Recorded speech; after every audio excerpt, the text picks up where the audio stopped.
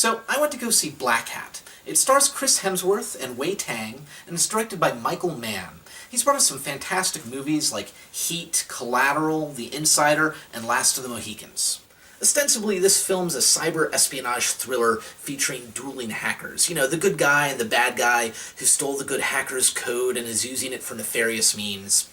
In reality, this movie's a giant bore featuring a good guy who's a big action hero and who might occasionally hack a time or two, and apparently he's good at it, but you don't really see it very often, so eh. And a bad guy who you don't know anything about, no one really speculates anything about, no one can really say anything about him, you don't see him or anything until the last little bit of the film, and so it's not much of a driving force in the film as far as it goes. And I kind of get what they're doing with the bad guy. Unfortunately, it's not really done effectively, which is kind of the big thing about this movie. It's not doing anything well or effectively. It's doing a lot of things, and there might be glimmers of something that really works here and there, but overall, no. Let's talk characters, shall we?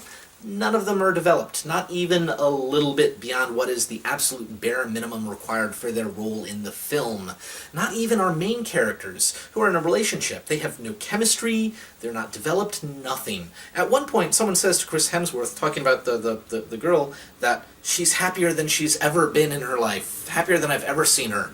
And she looks so depressed and just bland that I'm like, what is she normally like? Is she normally self-mutilating in the streets? It's just, there's nothing character-wise there. They're boring, dull, uninteresting. They don't have cool lines.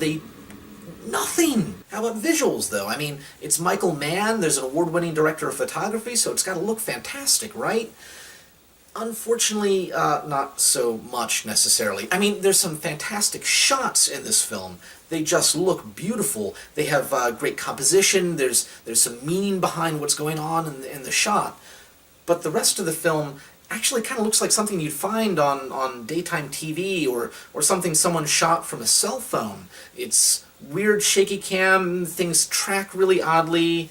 The composition just doesn't really work. It makes it a little bit hard to follow what's going on in the scene. It just... I don't know what's going on. It's like the director of photography and Michael Mann only sort of showed up for the scenes they thought were important and then left everything else to just other people who were maybe, you know, new to film or something. It doesn't look like either of their other work. It's not that great.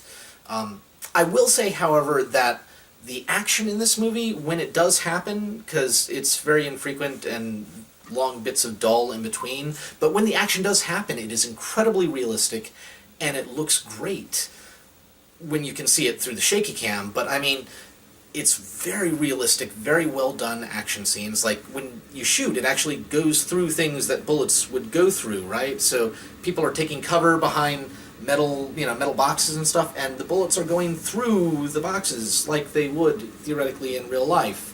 Applaud that. It was great. Unfortunately, it doesn't make up for the really uninspired visuals for the rest of the film.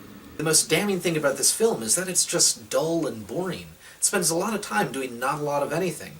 I mean, I don't know about you, but I can forgive a lot in a film as long as I'm having fun. So I don't care so much if there's unimpressive visuals or if they're cardboard cutout characters necessarily. I'll still complain about them, I'll know them, you know, and they might detract from the film overall, but I'll still have fun, right? But I couldn't do that here just because it's just blah.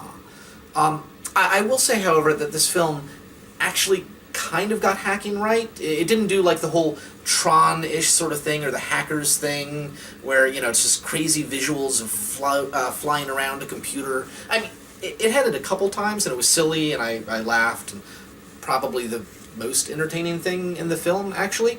But the rest of the time, it was actually pretty realistic-ish sort of stuff. I mean, it was computers and command line sort of stuff, and they actually showed code.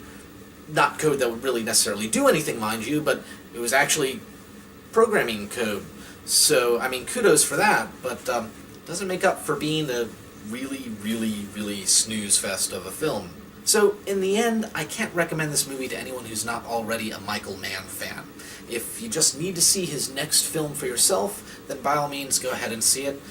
Anyone else, you can pretty reasonably stay away from this. It's meandering and boring, and there's no character development, and the action is good, but there's not much of it in a 2-hour-long film.